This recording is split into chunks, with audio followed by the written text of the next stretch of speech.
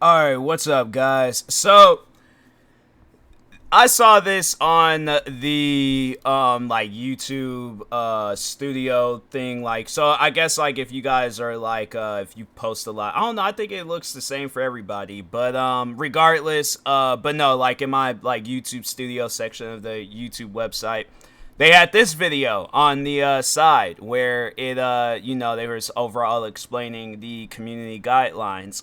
And I'm curious, on what the community guidelines are. So maybe I might learn something. Or it might be on some stuff where I might have to, call them out on some things. Because I think for the most part, we all know what I've been through when it came to the guidelines. And if I could just say right now before the video starts, it's like, you have to understand that if you watch a content creator's, like videos, especially if they're doing videos in my fashion where it's a reaction video, if it's something that they don't know goes against the guidelines, me personally, I feel like if the thing is this, if it was on some stuff where the video had got taken down and then it was just left at that, where it's like, hey, we seen that, because I know TikTok does that, where it's like, if there's an audio or a video that I did like a stitch, duet, or even use the audio, they'll mute the audio, or they'll be like, hey, like the original video that was posted was taken down, so therefore your video had to be taken down. If it was on some stuff like that, okay, cool, fine. But it's like, you're punishing me for videos that I've seen on your guys' platform for years. How is that? And there's people that where the videos that I react to, where it's like they're posting that video by itself. Like, that's why I'm like, it's stuff like that where I'm like, nah, you are gonna have to explain the guidelines to me, because I would like to know. But anyways, make sure if you guys haven't, go subscribe to Creator Insider for more videos like this. And then that being said, Let's test you on policy a little bit. We'll see how little I know about policy. Do you think that if a video has somebody using a slur against a protected group of people, marginalized group, that we should take the video down? Yes, absolutely. Okay, well, what if the slur is being used as part of a comedy routine? I guess I would have to see if it was mean-spirited or if it was more humor-based. What if the slur is being used by somebody who's actually a member of the group that the slur is about? Yeah. Be okay? Yeah, I think absolutely. Okay. and I still feel like that person most likely would. I would like to see that's because that's something I feel like that's like a key thing that I'm gonna remember, because I do feel like that there probably will be a person like, okay, so yeah, let's say that the person is black, right? Or even let's say if it was me, I post a bit of me doing some stand-up comedy thing, and it's at some point in time I say the N-word. I have a strange feeling that the video would get taken down. Or if it was anybody else, like let's say if they're in the LGBTQ community and they say a slur, and then it's like, oh yeah, well no, we detect that a slur was being used in poor taste, and it's like, so the joke has to, pretty much what he said, the joke gotta be funny. But if the joke's not funny, it's like, but that's the thing where it's like, what if you don't find the joke funny, but the crowd that's there watching it, they find the joke funny? What if you're a reviewer on a different continent and the slur is about someone's religious faith? How do you know if that person that's using the slur is a member of that group? Yeah, no, you wouldn't. I guess you'd have to, yeah, that's a really good question. I don't know. And I mean, like, what if they may not know someone's faith or orientation? It's a lot harder than people think it is, actually, to draw some of these policy lines and then be able to enforce them consistently at scale. Hello, Insiders. I'm Renee Ritchie, your creator liaison, and I am sitting here today with Matt Halpern, global head of trust and safety at YouTube. How are you, Matt? I'm good. Nice to be with you, Renee. So you did a blog post recently where you went into how policies are made and enforced on YouTube. One of the first questions we get, I think it's really foundational, is why does YouTube have to have policies at all? Why can't it just be, if the content is illegal, we take it down, and that's basically it? Yeah, we do get that question a lot. Since the earliest days of YouTube, we have had community guidelines. It's like, yeah, and you guys have changed them a lot. There's been, the thing is, and what trips me out, it seems like that the guidelines only applies to some people. Like, because no, I'm saying like a bigger, and no, I've seen that where it's like a bigger content creator can react to the same video that I react to. My video will get taken down, but I guess like, oh, if this bigger content creator, if he knows these guys, or if he's just in cool with like the higher ups in YouTube, like, oh, it's okay. Like, they probably got that pull where they could call somebody up and be like, yeah, there was a video of mine that was taken down, so, you know, what's up with that and things. And they're probably like, oh, well, we don't want you to speak out bad against us because, you know, you're this YouTuber with millions of subscribers, and then that's really gonna put us in the corner. So no, we'll put the video back up. We'll leave it. We're not gonna do anything to it. As a matter of fact, let's just send you $1,000 just because, like, we want to apologize, or, you know,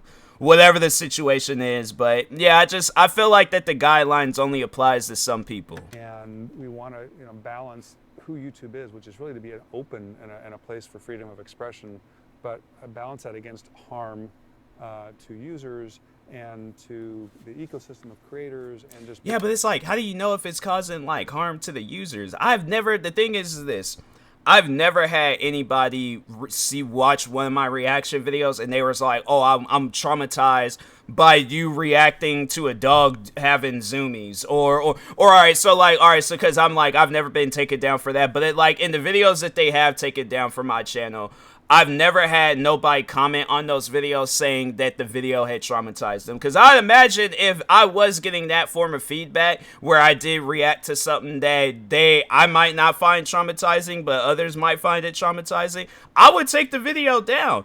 I'm not going to be arguing with people on some stuff. I'm like, nah, I'm not here for that. But that's the thing, though. I'm like, I've never had nobody complain about any of the videos I uploaded, where it's like the parkour's fails reaction video that YouTube took down. I've never seen nobody complain about me reacting to those. What are some other videos that they just that they took down? I'm saying, like, any of the videos that they've taken down, I'm like, I've never seen people complain about them. If anything, there's probably people asking me to react to those types of videos. But anyways, being responsible in general. Maybe one example of that is adult content. If we had no policy against adult content, it would probably overtake the site. And what's crazy is that I have seen adult content on YouTube. Like, I've seen people literally, because my thing is this, what's your definition of adult content? You guys say adult content, but what is your definition of adult content? Because I feel like adult content can really be anything when you sit down and think about it. I'm saying, like, I'm pretty sure that they have like movies that you can buy on YouTube that got like explicit scenes in it, and I'm pretty sure that would probably in some sort of way and category that would fall underneath adult content. I'm pretty sure, yeah, what was that movie, 50 Shades of Grey? That was adult PG movie. So I'm saying, it's like, you got that. I have literally seen people review sex toys on this platform. So I'm saying, it's one of those things where it's like, how is it, what do they have to show in that video in order for it to fall underneath the adult content category? And that's not what everybody wants YouTube to be, and so we have a policy against certain kinds of adult content. And then you start extending that to other places, like, well, what about child safety? Should it be okay to to do something that actually harms children? We don't want that. And then and that's the thing where it's like, oh, so no, that was the last video that they had took down. Was, I think it was a compilation of some sorts. I think it was a try not to laugh challenge. But anyways, but no, they took down the video because of it was like child safety policy or whatever. And it was a video of a kid choking on candy. Now, that wasn't the main part of the video. It was a compilation. They showed when the kid threw the candy off up in the air, went down the wrong tube, and then, yeah, he coughed it back out. It wasn't like, oh, the kid's like now fighting for his life and things. The kid was perfectly fine. So that's why it tripped me out when they said that was the reason why, because I'm like, well, what video did you guys watch? Did you watch like another video where they say he didn't make it? I assumed that he was okay. So it's like, when the thing is this, that's almost as like if you're getting arrested for some stuff and it's like they don't even explain the crime. They just say, oh, you're under arrest, do all this like processing and things. But I'm like, that's kind of, it's something like that. That's how I kind of view it, where it's like, you're not giving me an explanation on like what overall happened. Like there's like a whole lot of lack of evidence with that situation where I'm like, okay, is the kid hurt? Did the kid die? Like if not, then I'm like, okay, then I'm pretty sure the thing is, the crazy thing is that kid could probably grow up, right? Post that same video, let people know like, oh yeah, that was me, because it was a viral video. It wasn't like it was a video that nobody, I saw that video on YouTube, TikTok, everywhere. So I'm thinking to myself like, if that video, like, I felt like though the kid, he'll grow up, post a video, be like, oh yeah, that was me and things. So yeah, we're just doing like a story time based off of it, shows the video like numerous times, and I'm like, does that make any sense? I get it taken down because it was in a compilation that you guys were allowing on YouTube, so it's just it's weird, man. What about things like hate or harassment? Do we, creators actually don't want to be harassed, it turns out, or do other people want to be harassed? It turns out, he says it like, but there are creators out there that like being harassed. I don't think nobody likes being harassed, but it's like, I think I've went through my fair share of like dealing with harassment on the platform, and nothing changed. Like, you mean what's crazy is that I could be harassed for 4 years straight, right? 4 years straight. Go through probably like some of the worst years when it comes to my content creating career, right? But let me react to a compilation, and that's what gets taken down. That don't make no sense. And so while we have a pretty high bar for what meets our, bar for removal for harassment or for hate or something, we do think it's important to have policies that cover these areas to, get that balance between freedom of expression and user safety, right? One of the things that we hear quite often is that the policies are sometimes really hard to understand. So I don't actually think each individual policy is necessarily that hard to understand, but like all of them together, that's a lot. It's hard when you guys are changing them like every year, where it's just, okay, these videos are allowed, but then at some point in time, oh, they're no longer allowed. For an example, I was uploading like all different types of videos back in 2015. A lot of them which I had to delete once when, YouTube just started randomly giving me guideline strikes. And I'm like, fam, I had to say probably in the past 3 years, I've had to delete well over probably like 200 videos. Well, like close to 200, maybe even over 200. But I know I had to delete a lot of videos because I'm like, okay, well, if they have like a title, if it seems like it's the same type of video, and there's probably videos that I deleted, they didn't even need to be deleted. Like they, still would have been okay to be posted and stuff. But that's the thing where it's like, it's hard to understand if I'm like, okay, well, I don't know why this video was taken down, so I'm just gonna take down these other. Yeah, it's like, bro, you can't. And that's what I think where it's like with these, like whoever these guys are, where it's like, you're trying to like speak and think for us.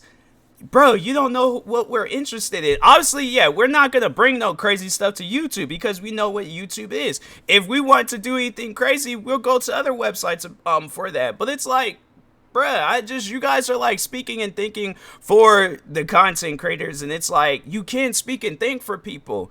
That's something that just like, I get it. It's your guys' place of business. YouTube is like pretty much your guys' house. We have to respect it. But at the same time, it's like, that's like you go into a person's apartment, right? And you tell them that they're not allowed to eat a certain food, where it's like, and then it's like, if you like, all right, so you enforce that, you tell them like, okay, you guys, all right, no, so it'll pretty much be on some stuff where it's like, all right, yeah, you guys are allowed to drink alcohol, but then it's like when now I bring in a bottle of Hennessy, and then it's like, oh no, you're getting kicked out of the apartment, and it's like, no, Hennessy is banned, but it's like, but I see everybody else drinking Hennessy and other different forms of alcohol, so I'm like, why am I being punished for something that literally everybody else is doing? Well, we're not worried about. That's literally something that I remember that because they had YouTube. So if you go to the YouTube Studio page, they have like this like column when you can chat with like some worker or whoever, and they literally told me that. So that's why I'm like, it's stuff where it's just, you can't speak and think for people. I mean, it is. It's a lot for everybody. We have tried to work on improving our help centers for that, although generally people read the help center only when they violated their policy. And that's normal, I think. We listen very carefully to this feedback, and we have been doing some work in the background with our product team, considering are there some adjustments we should be making in how our strike system works, for example. And no promises on exactly how or when or what or whatever like that. But it's because we're listening to this feedback on things that we might be able to do that could help people understand and make it. The purpose of the strike system is to be more about education. And so, are there any things we can do to improve? That's the thing where it's all like, if I want to learn some education, my thing is this. I went to school. I graduated high school. I'm like, I ain't go to college, but I felt like if I went to college, I graduated college too. If I want to get my education, I know where I could get my education at. But and the crazy thing is like, I don't think YouTube workers know that. But at least when I was in school, you can't even go on YouTube. It's like if you wanted to go let's say if I was doing a history lesson on World War I couldn't watch those YouTube videos because they had YouTube banned. So my thing is this: if that's what needs to happen, then I'm like, then bruh, schools need to start doing that. But it's like the thing is this: if I can't go to YouTube or whatever, for my educational reasons and things, and it's like, okay, and that's the thing where it's like, you gotta look at a lot of different videos that goes viral on YouTube where it's like, NBA YoungBoy can drop a new music video. I'm not gonna learn anything historic from that. All right. What else? Mr. Beast could do a video where he's like, giving water to, a bunch of different, poor countries and things. I'm not getting no historic lesson from that. I'm like, if anything, I'm learning how to be a better person, and then for NBA young boy, I'm learning okay, I want to be on Black Air Force One activities, but what are some other things? It's like, yeah, you guys need to sit. That's what I'm saying. It's like, you guys need to separate education, people being themselves, and then the kids stuff where it's like, it ain't, you guys aren't trying to compile all that stuff in one thing. Cause I'm like, yeah, if you got one team working on all these different things, then of course they're going to enforce all these rules in the categories, I guess that matters. But it's like, no, what you guys need is to have YouTube education. So if people need to learn something or gain, yeah, go there for that. YouTube Gaming got their own team for that. YouTube Kids got their own team for that. And then YouTube, where it's its own team for that. But it's just,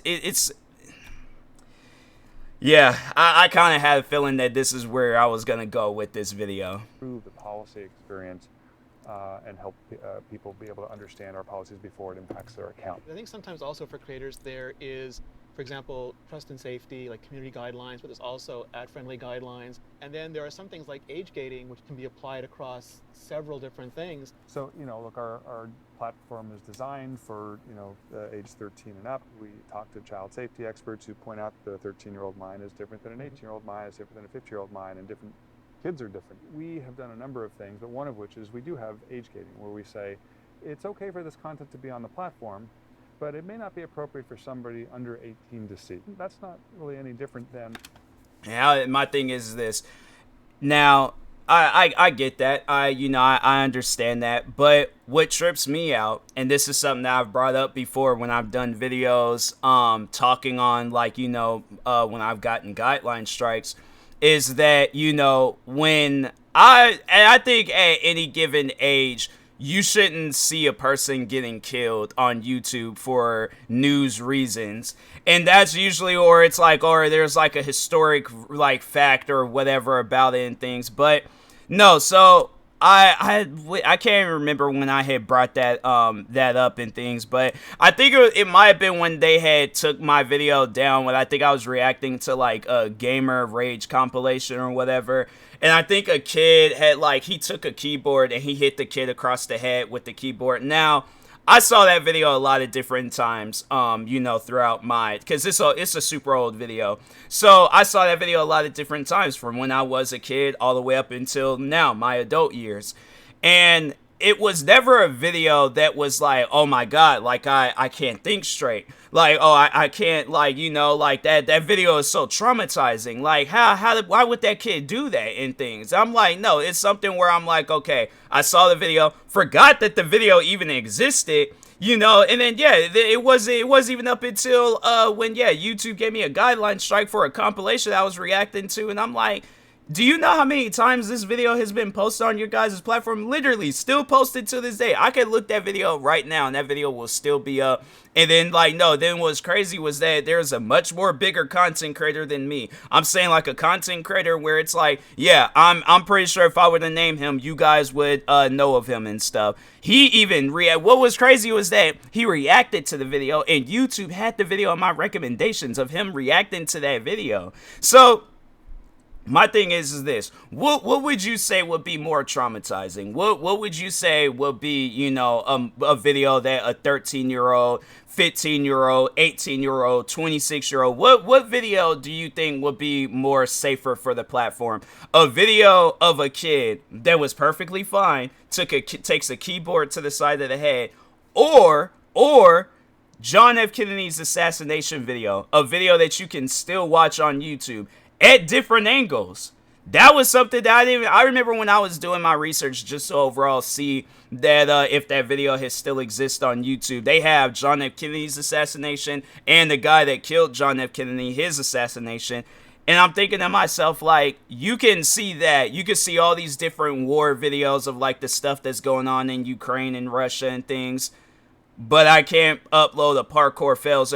I can't, but let like some random content creator where they upload a video of themselves doing parkour on top of a building, some skyscraper that's like 100 something feet off up in the air and things, and they could do these stunts where they like jump in between stuff and they could literally fall to their death at any given point in time. That's okay to be promoted, but me reacting to a kid trying to do a backflip off of some railing and then he falls down and falls on his shoulder and he's like, ow, my shoulder. I'm saying it's like, again, you cannot think for people. What happens in, you know, the TV, movies, video games, things like that. I mean, that's we're just kind of lining up with. And then that's another thing. I'm like, bro, look, all I'm saying is that, you know, growing up as a kid, I saw a lot of different crazy stuff, and a lot of the things were on YouTube, right? Now, talking video games, that's something where I'm like, bro, I was playing rated M video games before the age of 13. So like I can't remember the exact age when I had got my first like rated M game. I probably might have been like maybe between the ages of like 2 to like 5, maybe between that age range. But other than that, it's like, that's something where it's just, you know, you gotta allow the parents to raise their kids. You can't like take it upon your guys' self to raise us. Like, you know, it's left up to the parents that decide to have us, and if not, then that's on the parents. But it's a thing where it's, you know, like, okay, if a 13-year-old kid, if he can't find what he's looking for on YouTube, what's stopping him from going to another website? I'm not trying to raise any ideas or any concerns, but I'm just saying, it's like, that's when I'm like, it falls underneath the parents' responsibilities, all right, to raise their kid. Pay attention to what your kid is looking at. Pay attention to what your kid is watching. My parents, in any of it, I guarantee and I promise you, I can show my parents like the videos that I reacted to that were taken down from YouTube. No, what's crazy is that there was a YouTuber. His name, sadly, he passed away, but there's this YouTuber that I used to react to a lot. And his channel name was The Angry Grandpa Show. And I would show my mom, she loved that man's videos. I mean, always was watching his videos more than she would even watch my videos, right? And there were so many different like pranks and stuff that they would do that was just, it literally was bringing my mom to tears, laughing so hard, right? So I'm saying, it's just, you know, and there was a video I remember I reacted to of his where it had got taken down, and I'm thinking to myself, like, fam, my parents, like, they were watching these videos. Like, even I remember showing my dad some Angry Grandpa videos, and we would just all just be sitting there cracking up laughing. So it's like, how are you going to tell us, like, what's allowed and what's not allowed in our household? It's weird stuff. The issue is when something gets age-gated, it also gets demonetized. When a video gets age-gated, it gets demonetized, and we understand that can have a significant impact on a creator. We appreciate that that's frustrating, and we would like, if someone wants to avoid that, then they need to kind of, you know, keep their content a little bit different so it doesn't get age-gated. But we think it's important to be a responsible platform to make sure that we're not showing something to a 13-year-old that maybe they wouldn't see, at a movie or in on TV or in a video game. Then how? So it's who knows? Maybe that video is whatchamacallit, demonetized of John F. Kennedy's assassination, but it's like you can still watch it. So it's like whether and the thing is this, I'm like age gate or any of that stuff, the kid can't just lie about their age. If a kid really want to see some stuff, and again, that's what I'm saying, like that should be the parents' responsibilities to tell that kid what's right and what's wrong. Watch these videos, don't watch these videos. But I'm saying it's like, look, the videos are going to exist regardless of wherever they go to. You can't stop that from happening. How do you balance creators who might want as few restrictions as possible with other groups who might want more restrictions, or with different countries that have either tighter or looser cultural norms? Boy, that second part is really tricky. Cultural norms around the world are not exactly the U.S.'s norms, which lean very strongly towards freedom of expression. And so, when I travel to my teams in Asia or Europe, it's common to get questions about, don't you allow too much on the platform? Aren't you too permissive? But we do have a strong freedom of expression ethos, and that is something that we take around the world. We don't have different standards, which makes it hard. It makes it hard for people in those markets, for creators, but that's, it's not really feasible to have a different set of policies for, every single country. With respect to, creators, some creators wanting more or less, truthfully, if half the people think we're too restrictive and half the people think we're too permissive, we might have that policy in about the right place. Something else creators worry about a lot, especially creators from historically marginalized communities, is that flagging by itself, especially mass flagging, could take down their video, their channel. How does that work? It doesn't matter whether there's one flag, 1,000 flags, 10,000 flags. It literally makes no difference into how the evaluation works or whether content should stay up or stay down. The first thing to say is people can look at our community guidelines enforcement report, and they'll see that over 90% of the videos we remove are actually caught by our machines. So that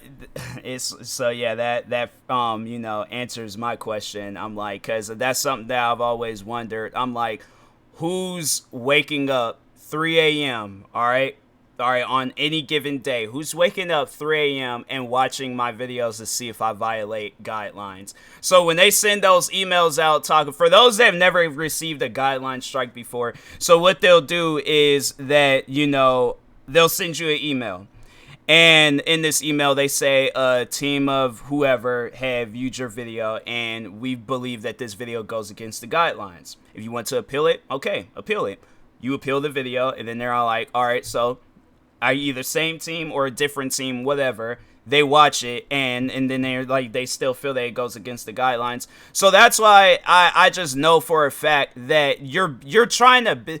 Because that's like, all right, so talking to this guy, my thing is this. How would that make you feel that if a machine followed you around or whatever, and as soon as you did something out the ordinary of this machine, it kicked you in the nuts? Like, you do something that machine, it wasn't programmed to see or understand, and it just hauls off and just kicks you in the nuts. And then you're like, fam, what was that for? What did I do? Oh, well... this machine didn't feel like that was normal human behavior, so that's why it punished you. It's like, okay, well, it is normal behavior. So it's like, bruh, like, what am I? So that's what I'm saying. It's like, you guys cannot be basing who we are as a content creator off of some machine. The machine ain't gonna know. It's like, that's something where I'm like, that needs to change. That 100% needs to change. But anyways. And then they'll be sent to a human to take a look at and validate it or not. So that much more and more. I know it doesn't, because I'm like, my thing is this. If that, all right, so if that is the case, it's either one of two things. Where somebody has it out for me is the amount of strikes and videos that I've had get taken down in the past 3 years. Somebody has it out for me, all right? Or... you guys are just having machines just look at all the stuff, even when the video does come. Because I imagine it's either one of two things, where a few people get guideline strikes, you know, on like let's just say within the 24-hour period. It's either a few people get it or a bunch of different people are getting it. But I know that whoever this person is or whoever these people are, and you're getting all these or in your machine is generating all these videos going through, and then there's this video getting flagged, there's this video getting flagged, there's probably, so let's just say, you know, there's a team of 10 people, right? You know, that's working on the, like, in the guidelines section of YouTube, a team of 10 people. And let's say, within a 24-hour period, 1 million videos get posted onto YouTube. Do you guys think you're going to be able to sit down and watch all of those videos within a 24-hour period? And there might be some videos where they're documentaries. There might be some videos where they're compilations. There might be some videos where they're reactions, music, gaming, whatever the situation is. But it's like, I know you guys are not sitting down and watching all those videos throughout the day, or it's on some stuff where you're just going out and just picking on random people. So yeah, I don't believe that. Technology is the one that's catching these more than user flags. And again, there's nothing relevant about whether it's one flag or 10,000 flags. That reason actually, because it's not gonna matter to them. That's why he said that. It's all like it's like it ain't gonna matter if how many flags are getting thrown out throughout the day and things, because they don't have to sit down and watch that stuff. Really interesting question there, because I think sometimes creators worry about bias or subjectivity or just personal opinion rather than an official policy when they're being reviewed. Process is basically a content moderator gets served up a video, and they're evaluating it against the policy and the enforcement guidelines behind that policy. And they're just comparing one against the other and saying, does this cross the line or not? And then we evaluate those raters frequently on a bi-weekly basis to see how... All right, then my thing is this. If that's the case, I would like to see the person actually watch my videos. Like, whether it's, you know, I'm talking to them on a phone or if we're video chatting, whatever the situation is, I would like for them to sit down and actually, like, we go through this video together and we find, like, the issues and the errors and all that stuff. But if that's not the case, then I'm just going to always believe that it's a robot that's watching my videos, and that's what's taking the videos down. And I'm like, I'm not with that. My thing is this: if any given point in job, whatever and stuff, it's like a bot isn't going to be monitoring whether I'm doing some stuff. I'm like, a person is. So it's just, that's like I said, I'm like the one example. That's like if you do something out the ordinary in front of a robot and it kicks you in the nuts. Yeah, you're going to be like, no, we got to get rid of this because I can't take too many of those, all right? So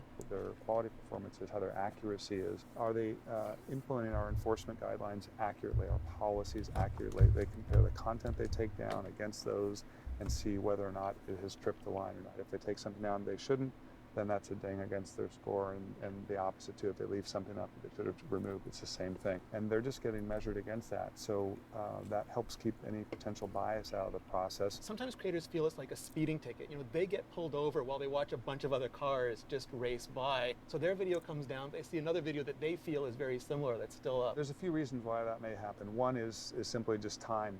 You know, we have 500 hours a minute of video being uploaded.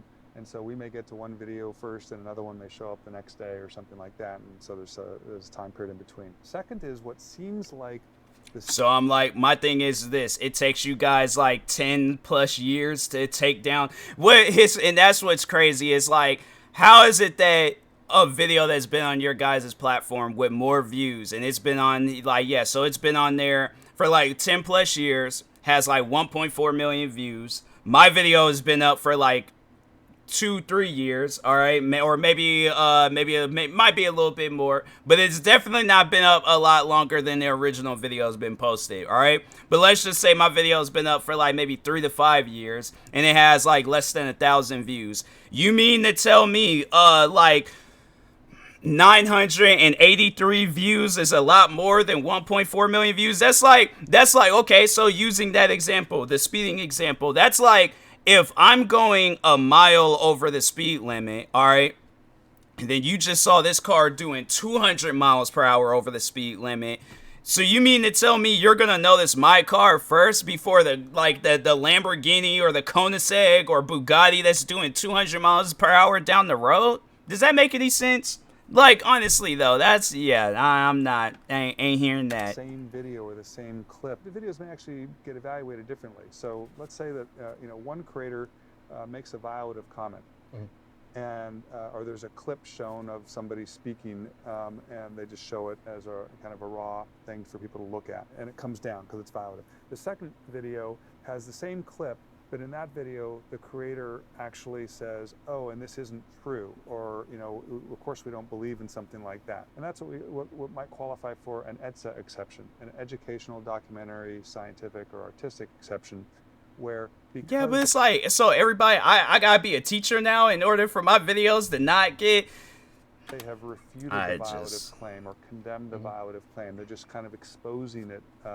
For that purpose, that video may stay up, even though the same violative clip gets in there. One exception is there, one's not.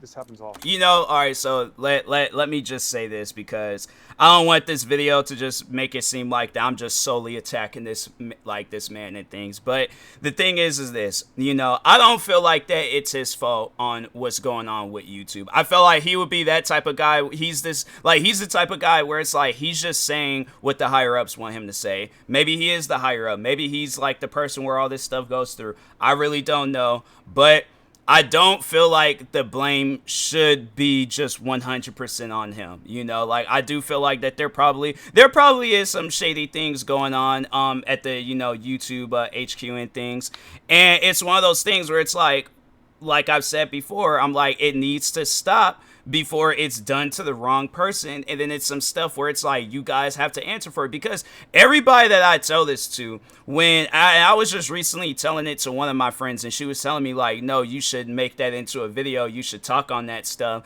And I'm like, yeah, because it's not normal. It's not normal, because I'm like, this is another friend where it's like she watches a lot of different videos. I'm pretty sure she's seen a lot of different crazy things on there. So when you see that, and then you see my videos, I don't curse in my videos. It's probably like on super, super rare occasions if I do curse in my videos.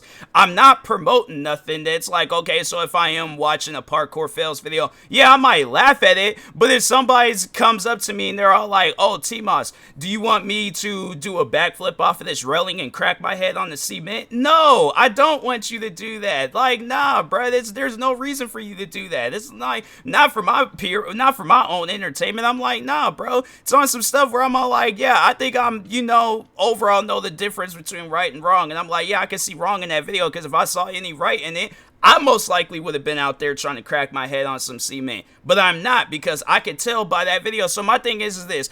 Either all videos are educational or no videos at all are educational, because I feel like that there'll be people out there where it's like you could be doing a simple math lesson on YouTube, and then because that's the thing where it's like you can't satisfy everybody when it comes to YouTube. All right, you can't satisfy everybody with a video. I know that better than anybody. When I started doing reaction videos, yeah, there was a gang of people that loved reaction videos, but then there was like that small percentage where it's just they hated it. So that's why I'm like, I've came to that realization. And I'm like, I think what they need to understand is that everybody is not going to have like the same views on what's educational and what's not educational. Yeah, I can look at this video and see that it's educational and I'm learning something from it. Others might see it and they're all like, I learned absolutely nothing from this video. So that's again where I say where it's like, that's why I think it has a lot to do with our upbringings outside of YouTube. Like, how was that like? And then that's when, and I'm not saying like, oh, if you had a poor upbringing, you're not allowed to be on YouTube, but I'm just saying it's one of those things where it's just, overall, I just think that, in the words I'm trying to find, because I'm like, it's just so many things that's just running through my mind. Overall, I just think that, with the current state, like, if I could just throw like that haymaker punch and just end all and stuff, what they need to do is go back to their old ways of how YouTube once was, because what it's trying to be, you guys are trying to just be way too corporate, and that's the thing. Everybody on YouTube is not corporate, all right? I'm not corporate. I'm a content creator. So if my thing is this, I might want to say this one day, I might say something else the other day. That's my decision, all right? Now, if anybody watches my videos and they feel like, oh, and that's something where I'm like, look, I don't want people to be like me. I don't want people to look at me as like a king or a god, whatever. I'm like losing my voice as I'm doing this. But I'm like, my thing is this, it's just, I think everybody should just have like their own points of views on stuff. But you guys should not be the reason why we have like our points and views on things. All right. I've went to YouTube and there's been times, yes, where I have learned some stuff. And then there's been time on YouTube where I felt like there was things that was taken away from my brain. Like I lost things. Okay. So that's what I'm saying. It's like you can't like tell us what's educational and what's not educational. It's like, bro, we got to learn that ourselves. That's the whole reason of like even gaining an education, is that you learn this stuff yourself. All right. So anyways, oftentimes in news coverage where there'll be analysis about it and explaining why it needs to be refuted. The third is sometimes we just miss it. I mean, like sometimes we just miss something, and that we hope some people will flag it to us so that we can actually get more consistent and take the right action. And that's the thing, dude. It's like, do you think like people are gonna really be like their favorite YouTuber? Do you think they really gonna sit down and flag their favorite YouTuber because of whatever video exists on their channel? No, they're not. So whoever my audience is, my thing is this: I'm not gonna post nothing that's gonna traumatize them. The thing is I like when there's videos when if I do a reaction video, right? And there's been times where there's been reaction videos that I've never posted because I'm like, or just because I'm like that. No, it showed some stuff where I'm like that. I know people are not gonna like that. So, anyways, but no, and I can think of like there's been times where I watch like dash cam videos, right? And if it's like some crazy catastrophic accident, like a truck goes like plowing through some car, I'm like, I don't know if that person, I don't know about that one. I'm like, nah, that's on some stuff where I'm like, even if they don't even need to show the person dying, but they could just say like, oh, they died later on at the hospital. I still wouldn't show the clip. Why? Because I'm like, I don't want my fans to see that. But if I'm reacting to, let me think of something, SpongeBob going off like Denzel Washington at the ending of Training Day where he's cussing out a bunch of different people, if that's what my fans are interested in, then I'm like, how are you gonna tell my fans what to be interested in and what to not be interested in? I think they subscribe to me for those same videos you guys took down. So it might not been like all of them, but it probably, I guarantee and promise you, out of all the videos that YouTube has taken down, I guarantee and I promise you there was like one video that out of that bunch where a fan saw it and he's like, no, I like this guy. I like his videos. I like what he reacts to and how he talks and all that stuff, how he carries himself. So it's like, yeah, that's like, you can't tell a fan like what to like and what not to like, pretty much. One thing we've seen regularly is policy updates. Why do we update policies?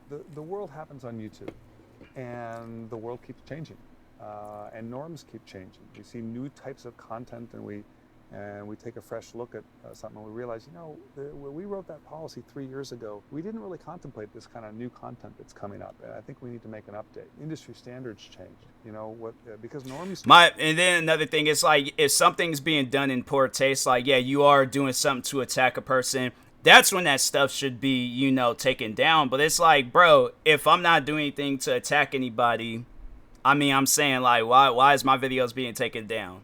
Change. And so what it used to be, a teen is now a mature, or what used to be mature is now a teen. Same thing on, whether it's TV or video game. And so we try to align with industry standards often. And so we've made updates recently on both those areas, especially in the adult content area. That does create a little bit of anxiety in the creator community, though, because we never know if old videos, like we can't count on old videos still being viable in a new world. And sometimes it's hard to understand why new policy should apply to older videos. This is a tough one, and I hear you for what you said and how frustrating that would be to have a video that you uploaded at one point was compliant and all of a sudden is violative, and so it ends up getting taken down. And so then my thing is this: if that's the case, we shouldn't receive no guideline strike for a video that we uploaded years ago. That's on some stuff where I'm like, okay, because it doesn't make sense to me. It's like, okay, it was allowed and then it's not allowed. Like, yeah, honestly, I know I'm not gonna do that stuff now, where it's like, so yeah, let's say like, I reacted to a parkour video years ago, right? And you guys are all like, oh, at that time being, yeah, that was allowed. Now it's not, so we're gonna have to take this video down. The thing is this: if you guys were, rather than to be like, oh, well, we're going to punish you for something that you did a long time ago that wasn't once against the guidelines, but now it is. Me getting punished for that? Yeah, that's not going to slide for a lot of people. But if it was on some stuff where it was like, hey, so we know you upload this video in the old policy era of YouTube, so we're not going to punish you. We're not going to do anything to, you know, jeopardize your channel, but we do have to take the video down.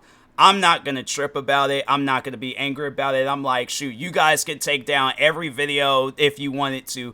I probably would feel a certain way, but I'm like, as long as I'm not being punished, okay, cool, fine. I'm not even going to trip about it. But yeah, it's like, that's why I had to say, like, if you see where a content creator where they just don't want nothing to do with YouTube anymore because of stuff like this, yeah, then that's why I'm like, bruh, it's like you guys is out here punishing people for the wrong reasons. I'm like, there's people that's doing stuff today that you guys need to be worried about. So Almost every time we change a content policy, if we end up having to take down old content, we don't give you any kind of account penalty. So we'll remove the that is bull, bro. That is bull. Nah, that is 100% bull. If that, no, the amount of videos that I've had get taken down from years ago, 2015, all that, nah, bro. If we end up having to take down old content, we don't give you any kind of account penalty. So we'll remove the content, but there'll be no strike issue to the account. That's a lie. That is 100%. This man sat there and just lied to 32,000 people. And I'm like, no, that is 100% a lie. There's videos that you guys took down unless the guidelines changed. Never did change. But I'm like, the guidelines have changed so many different times from back then all the way up until now. That's a lie. I'm not hearing that. Adversely impact a creator when we move the goalpost. This guy straight up just got on this video and just straight lied to people. That's crazy. So the creator didn't know our policy or didn't abide by the policy when they uploaded it. We often give a grace period. It might be 30 days or something like that for people to adjust to the new policy before we'll start issuing strikes. We may again remove, but before we would issue any kind of account penalty. You know, why do we take it down? If norms have changed and we thought it was important enough to update a policy, then we actually think that content shouldn't be on YouTube, independent of the date that it was uploaded. We just try to mitigate it and how it impacts the creator's account. Yeah, I guess because a new viewer will come on and still see that content as if it's fresh and new to them. Exactly. Sometimes there's also a feeling in the community that when policies change or when we decide to address something we've heard from creators, it takes a really long time for that to roll out. Can you give us an idea of why that is? Once we do all the research and we go through our internal processes and we agree on a new policy line, it goes through a number of steps before we put it. I'm like, nah, the thing is, it's just that really bothers me that he's like, oh, we don't give out strikes to videos, old videos, you know, that it really bothers me because I'm like, a lot of the videos that they took down, if not all, I think there might have been only 3 videos because they took down quite a few videos. I mean, this started in the beginning of 2020. I remember in the beginning of 2020 they gave me a warning, and then I was like, all right, you know, so be it, got a warning. And then it was like maybe October, I think. Then that's when they gave me a strike. Then it was in in the beginning of January, they gave me another strike. But then the October strike was expiring. Then they were just finding random videos to take down. Like there was videos that they wasn't even giving me strikes for, where it's like they were just taking them down. And I'm thinking to myself, and then it was like videos. So I'm like, all the videos, it was a lot of videos that they were taking down. And I'm like, nah, it was like. And then what was like really, so what was scary, and that was something I was paying attention to, was that, so they'll give me a strike, can't post for a week. And then at some point in time, they give me another strike. Now I can't post for 2 weeks. Then when one strike expires, they'll give me another strike, but then they'll take down 2 videos. And then I read online where it's like, okay, usually it's kind of like strikes within strikes, where it's like, okay, yeah, they'll take down like those 2 videos, but if you get another video, take it down, that's going to count as a strike. So I'm like, bro, that's why there is, at a point in time, if you saw like 200 and something videos go missing, I'm like, yeah, because I'm like, no, I don't want you guys to be out here giving me any more strikes. So, but they still will find some video that I'm like, I know that don't goes against the guidelines, and they still find a reason to take it down. Put it live, and that's because we want to be consistent when we get it out there. So the first thing we do is the people directly on my team, we'll give them 25 videos and say, you guys go apply the new policy to this. And maybe the first time they do that, they only match 70% of the time.